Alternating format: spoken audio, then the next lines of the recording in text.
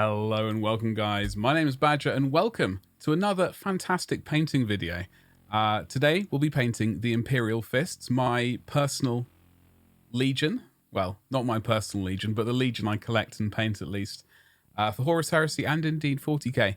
Now, just to start off this video, I will clarify, as per the White Scars video, painting yellow is probably not ideal over black.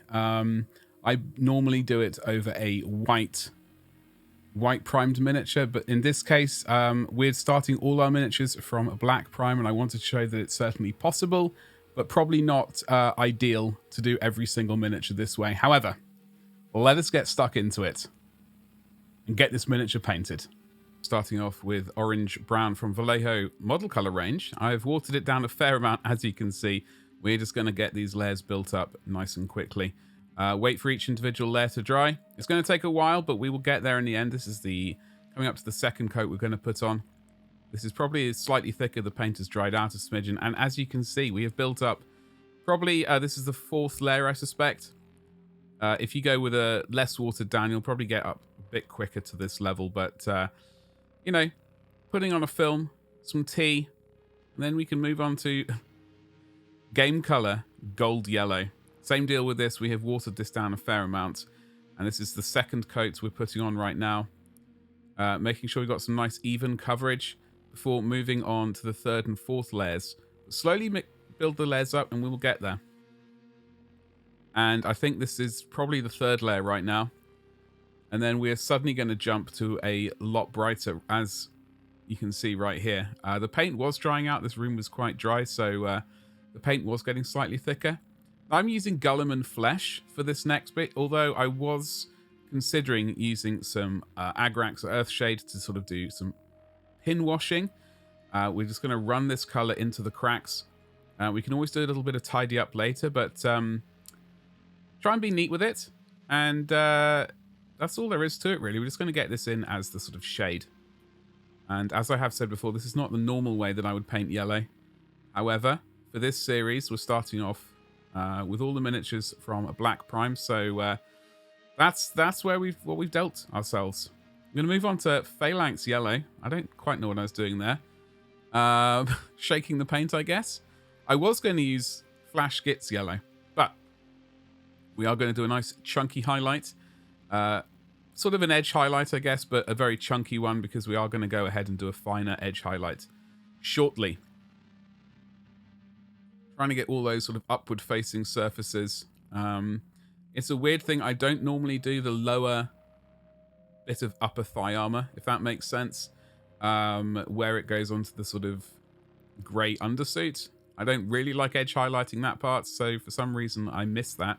Obviously, you do not have to go down that route, but that's just a personal choice for me. And just running the edge of that brush along those edges. That was Vallejo model color German grey. We're going to punch in the undersuit right now. It is watered down a little bit, just enough so it flows easily, but we don't want it running off the brush and spoiling the yellow paint, because that would be a disaster. Just try to be accurate with it. Wait for those layers of paint to dry, and we will move on to the next step, which is Nuln oil. That is the color that I'm currently using for these undersuits. Going to be even neater with this stuff. We do not want this running all over the place, so don't load up the brush too much. Load it up with just as much paint as you require to get the job done, and just be careful. Take a bit of time, and we can do it.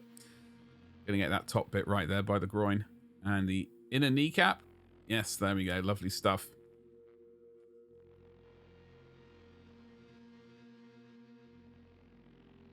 Okay, moving on to the final edge highlight, which is ice yellow. That's another Vallejo model color. This is just going to be for the edges. I'm going to try and run the edge of the brush, or the side of the brush, along the edges of the armor where possible. Otherwise, we'll be using the point. And just on the sort of upward facing surfaces, mostly, or where there's going to be a lot of wear and tear. You can certainly use this color later on if you want to do some weathering and scratches. Hopefully we'll get around to doing a series on that at some point, but this is pretty much what we end up with. And it looks pretty good. All right, so Vallejo metal color, steel. We are going to do all these little bobbles, also known as rivets, on these armored shoulder pads. We're also going to do the sort of straps, or whatever those things are, over the shoulders and down to the stomach.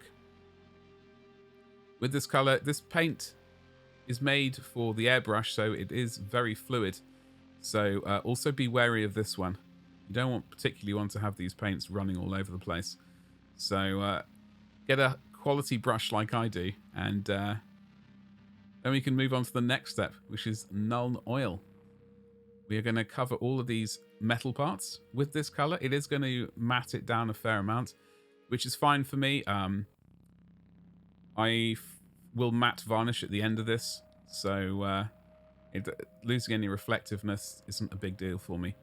So make sure we get that Nuln oil everywhere, just like that, along the edges. It can be a bit of the shadow where it butts up right onto the armor, onto the yellow parts.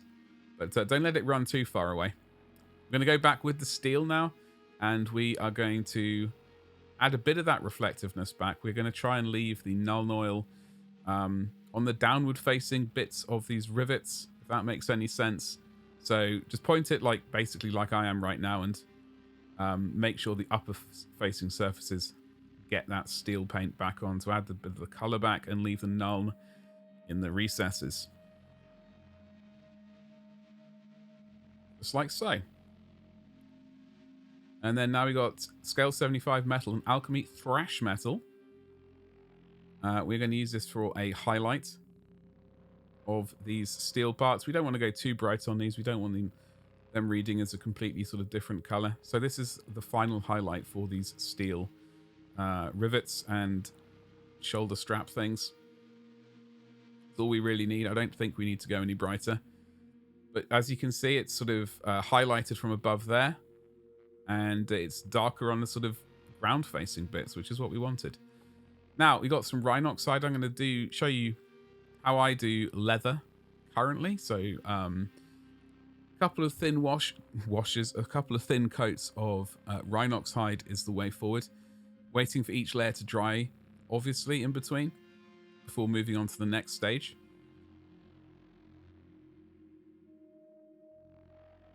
Oh, there's a bit of... I was messing about with the editing right there and did a bit of reverse footage. Anyway, okay, moving on to Skrag Brown. We are going to sort of run this along the edges of the harness, of the holster even, and also sort of tapping it on to add some sort of texture and some scratches where you might get some wear. We're going to further add another color on top of this, but for now, just add a bit of texture. Add a bit more color and visual interest to these things.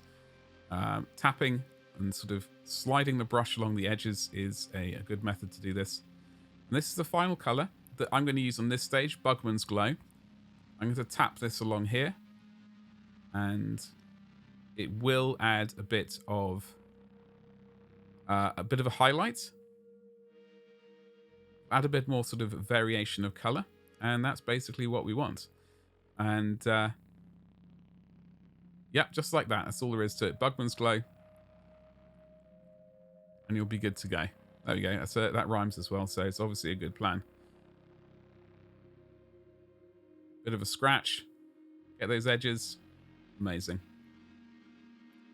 Now we're going to do the eye lenses. So Lupercal green, or just any dark green particularly. I was going to go with green lenses for this particular miniature. So starting off with a nice dark green.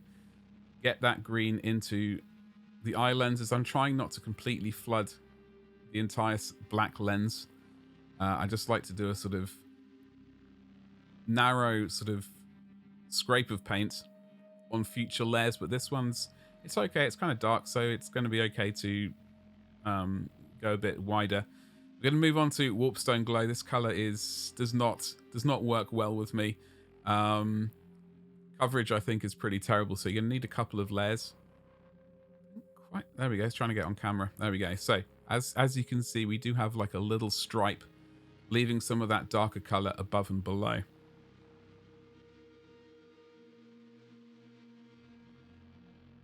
All right, so as you can see, we might have to get it from the reverse angle as well, because sometimes that brush does not go where you need it to go. Ooh, Necrotite green, or if you don't have that, you could use Moot green. A couple of layers of that, a couple of little stripes on the sort of interior part of the lens, I guess, is what you might want to call it. And so add some brightness there. Do a couple of layers, bring that opaqueness of that necrotite green up. This is a P3 color. I am very fond of P3 paints. Oh, as you can see right there, that is Morrow white. Are we going to get this first time? No. No. Oh, third time. A little white glint on the outside edge of each lens will get you there. I didn't do this on previous one, but we've got some Rakarth flesh. It's been thinned down a fair amount, so we're going to do 2 or 3 layers. We are going to paint on camera. Paint this banner thing. I use this technique to paint all parchment and purity seals, etc. So Rakarth flesh to begin with. A couple of coats is the first move. Before moving, and in fact, we are going to, while we're at it, we're going to do some Zandri dust, and we're going to paint this skull. I completely forgot about this. As always, thin it down a little bit, a couple of coats. We are, in fact, going to paint the entire thing with, well, we're going to use a wash shortly, which is something I don't do huge amounts of. What happened there? Anyway, I was going to wait for those paint layers to dry, get inside those eye sockets. And now it's the wash time, using some Agrax Earthshade. We're going to put quite a fair amount on. That was probably slightly too much.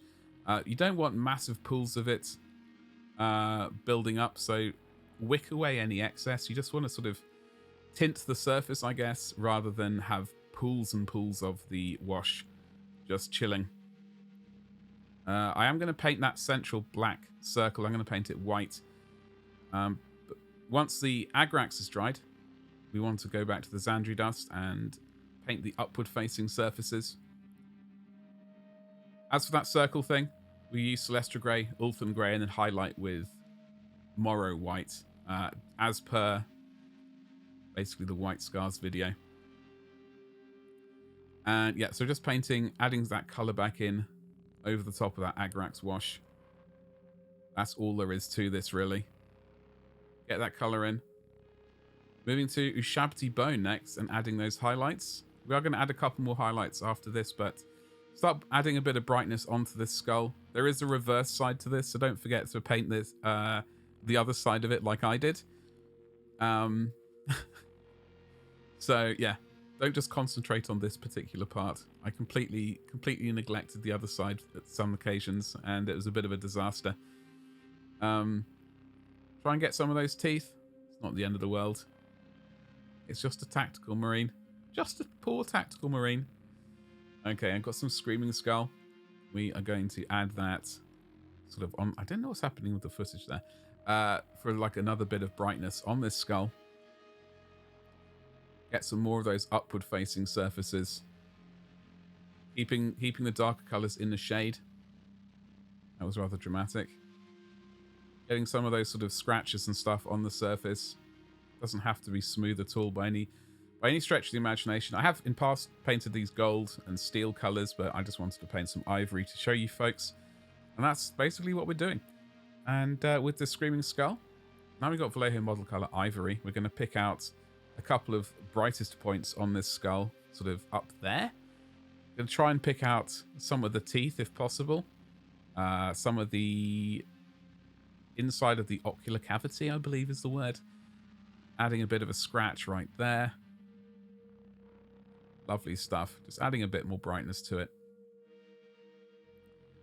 Very simple.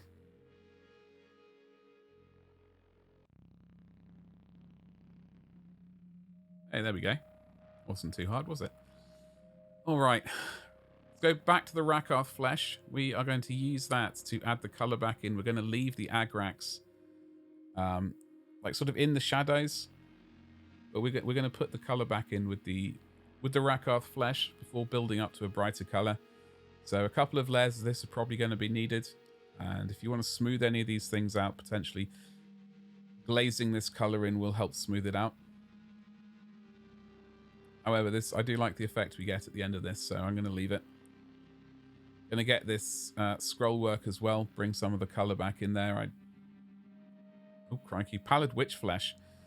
All right. So this is the next color we're going to bring on to the definitely more narrow band of the upper facing surfaces. And stuff like that. Get the edges of the banner. And brighten things up quite nicely. I'm not going to be drawing or writing any or painting any words on this. I will leave that to your imagination. Maybe in future videos I'll come back to this and we'll add some writings or something to it, or some scribbles. All right, here's the P3 Morrow White. Lovely stuff. I don't know what I was doing there. We're going to add the final highlights to this bit of fabric here. Be quite scratchy with the highlights. It will add some sort of visual interest if you wish. And that's absolutely fine. Just, you don't want to go completely mad. And there's the back of the skull. We did indeed remember to paint the reverse side finally. The back of the skull's got some cracks and stuff, so you want to leave the Agrax in the shading right there. All right, the final highlights again on this banner thing. Making sure we got some nice coverage, build that opaqueness up. And here is the finished miniature. As you can see, I did paint that circle thing. Celestra Grey, Ulthuan Grey, and then Morrow White to highlight. There's a little sort of 360 thing. You can always add more work to these things if you wish, if that's not far enough for you. However, this is a nice basic Imperial Fist over a black primer. I'm very happy with it. And I will probably add this to one of my armies in the future. Folks, thank you very much for watching this video. If you've made it this far, thank you very much indeed. As you can see, it's certainly possible to paint yellow and get a good, decent result over a black primer. However, as I said before, it's probably not the ideal way to do it. I will hopefully remember to link somewhere the way I do it.